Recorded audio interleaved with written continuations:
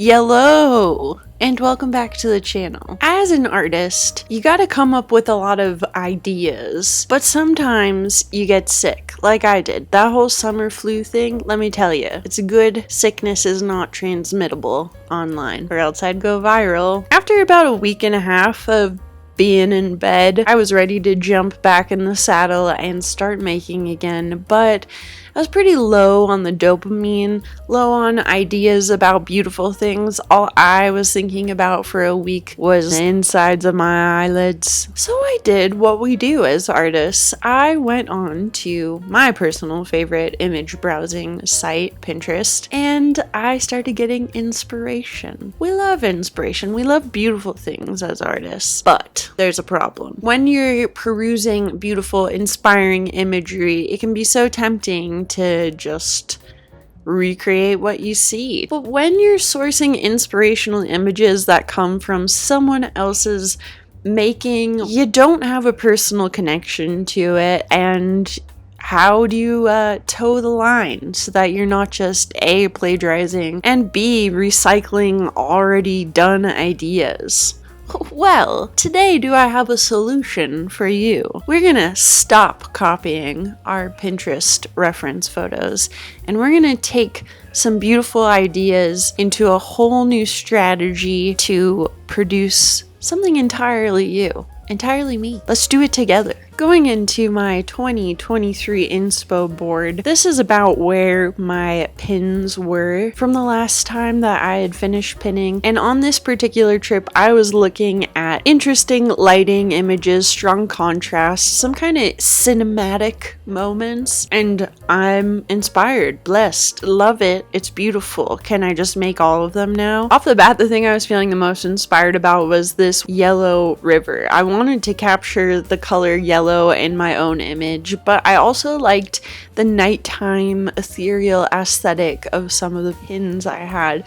So I took 2 daytime field scenes that are references of my own, as well as 3 different references I had found on Pinterest in order to begin to formulate my new idea, something fantastical in all of my own creation. I just got a brand new sketchbook with slightly heavier mixed media paper than I'm using previously in videos, and I found this proportional scaler tool. I knew I wanted to work on an 11 by 14 inch canvas board, but I have a 7 by 10 inch sketchbook, so by halving that 10 inch mark to 5 inches, I can come up with the dimensions for a proportionally sized down version of our final image. Since this yellow river was the first thing inspiring me and really calling my name, I began with laying down the yellow. I needed to figure out some kind of new composition. We created a middle line for the horizon, and then I was just toying around with different places to put the yellow of my field. I wanted to do something ethereal with reflections and stars, so referencing what I found, I drew in little blobs of water. What's kind of hard about making something not based entirely on a reference image is making sure that you're filling in the details in a way that's going to visually make sense when you put it all together. And that's why it's useful to use real reference photos as well. So I'm referencing reality and I can know what kind of details are going to kick it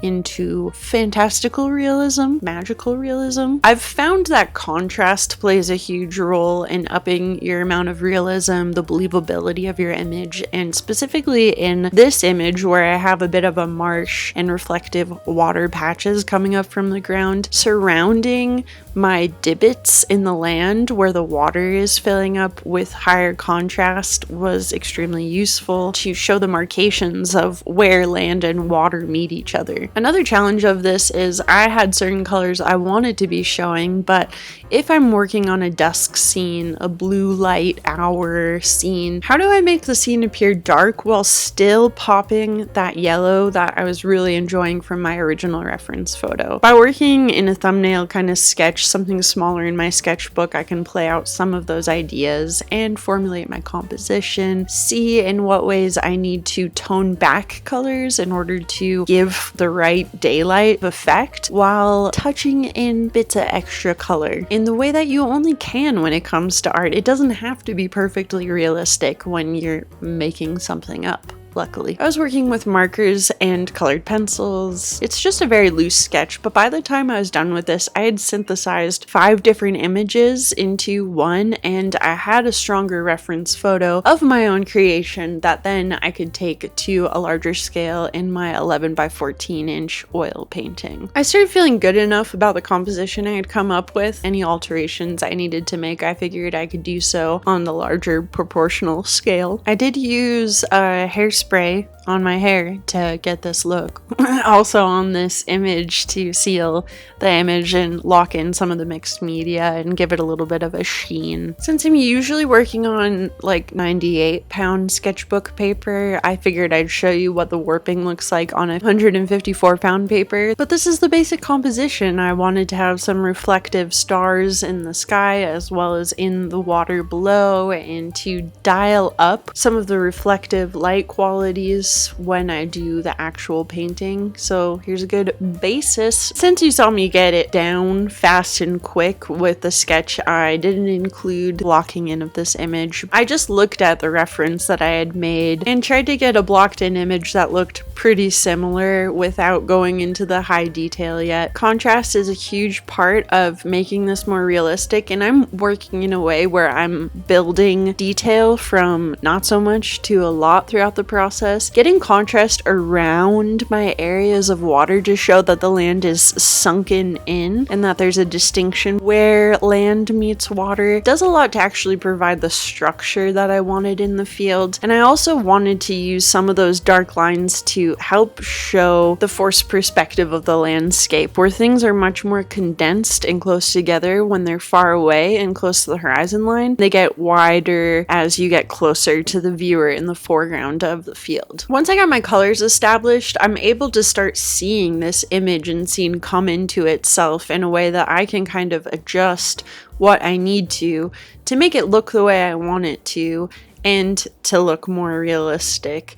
So having a few details in the beginning just gives your brain an orientation spot to understand whether or not you're on the right track or you need to make adjustments before you go in and hammer out those really fine details. I got my composition set down slightly different than my initial thumbnail sketch, but I liked the patterning that I chose, and I ended up doing a lot more puddles than I originally anticipated. By keeping the land strong in the middle though, I thought that it would make a good contrast so I could see the blue of the sky reflected in the water, and then try to make some yellow deserty grass be what popped the yellow of my central line. My original reference photo had a yellow sky and a yellow river, so the yellow came in reflecting the sky and the water. But this was going to be different because I wanted a yellow field in a dusk setting. Because it is dusk, I did have to think about how I could make this look yellow without being overpowering and changing what time of day it was on the ground from the sky. And just by having little accents in the right places where light is catching, I could emphasize that the grass was more yellow than what it appeared to be because it was only catching light in certain areas to give you the punchier bits of yellow. Synthesizing the different images, I smoothed out the sky. I used a similar glowy, streaky cloud pattern to one of my references, and then I was able to work in as above, so below reflective quality to the way the sky is patterned in the actual puddles on the ground. In those high contrast areas where the land and water meet each other and I was making darker lines to indicate shadow, that ethereal puddlescape image I found showed me how I could use white and very light dotting around the perimeters of the water in order to create a more majestic, higher contrast between the texture of the grass and the reflective puddles meeting them. I didn't want the puddles to look too dark, so I was using those areas to reflect the sky while also dragging some of the grass blades across it. So it's like the field is poking through and it's not like a deep lake it's just a light puddle or a gathering of water after a rain. I tried to keep my lightest colors close to the horizon where there's light reflecting up onto the clouds in the background, and you're also seeing that light reflected back down onto the ground and into the puddles where the foreground has the deepest, darkest part of the sky reflected, and the further parts of the landscape have the light of the clouds, that beautiful glowing peach color. I know that it's scary to try to come up with your own images, your own landscape when you're working from your brain. That's why combining multiple reference images is so useful, and creating a thumbnail sketch in your sketchbook will help you as a guide so that you have more idea about the details you're working in as you go to a larger scale and are doing a more refined type of painting. Overall, I was really happy with the way this came out, and I feel like it opens doors for how I can work in the future. I do enjoy realism, so I like having a reference of a natural landscape that I'm working off of, while having the capacity to change up certain components of my references I'm working with, whether that's the composition, the actual dimensions of what I'm working on, or the colors, the time of day, things that I can alter about the landscape to give the overall image the kind of vibe that I'm looking for. And that's how you can take some of your beautiful, inspiring reference photos that you find from other incredible creatives and synthesize them, put them together into something that is entirely you, an image that doesn't exist anywhere else, something that's going to be in your personal voice, your artistic narrative, and make you stand out more as an artist, rather than having artwork that seems a little generic or copied from someone else's creative thoughts. Have you ever put together reference images this way and combined them into something new? What are some of the places you go to look for inspiration when you're not feeling inspired or motivated? If you have any cool techniques or ideas, resources, let us know in the comments. And if you're interested in making something based off of that image that I made today, go right on ahead, because I'm an educator and I'm down for you to do studies of my work. I think it's cool. Check me out on social media, and I will see you in the next video. Thanks for being here. Bye.